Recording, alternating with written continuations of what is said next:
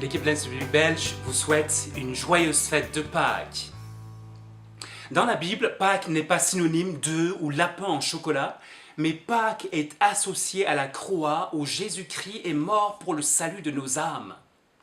C'est ce que l'on voit dans Colossiens 2, 13 à 15, où l'apôtre Paul nous montre 3 vérités dont j'aimerais vous parler en remontant le cours du texte. Au verset 15, on voit d'abord que par le moyen de la croix, Christ a triomphé des forces sataniques. Il les a dépouillées et livrées en spectacle. Pour illustrer son propos, l'apôtre Paul utilise l'image d'un cortège triomphal. Lorsqu'un général avait remporté une grande victoire, il défilait dans Rome pour exposer ses adversaires vaincus. Ici, les adversaires que Christ a vaincus publiquement et humiliés, ce sont des puissances démoniaques.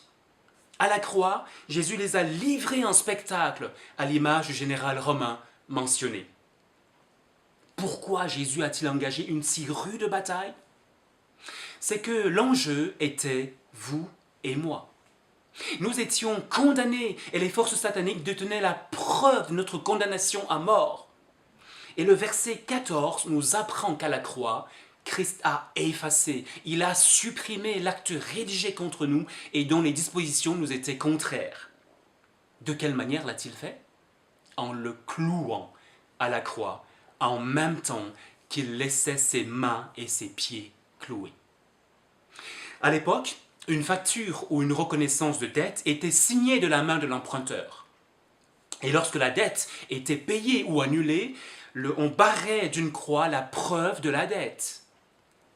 Et le clouement ici à la croix du document de notre condamnation à mort est synonyme de l'annulation de notre dette devant Dieu.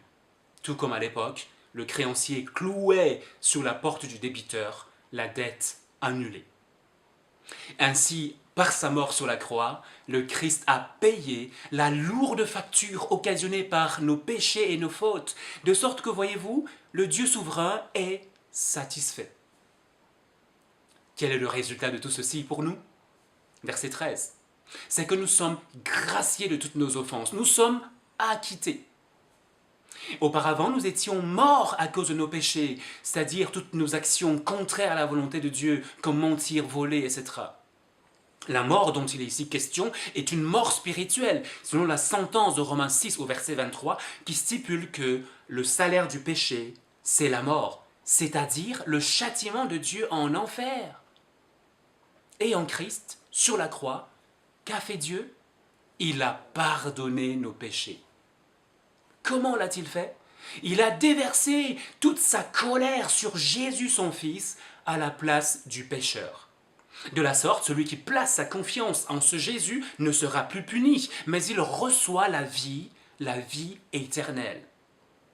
Voilà donc la grande nouvelle de Pâques, c'est que, à la croix, Jésus-Christ a remporté la grande victoire qui nous donne le salut et la vie.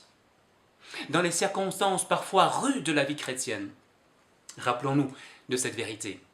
Christ a remporté la victoire. La bataille est gagnée d'avance. Chers amis, j'espère que vous avez placé votre confiance en ce grand vainqueur pour votre salut. Alors, avec ou sans eux de Pâques, joyeuse Pâques.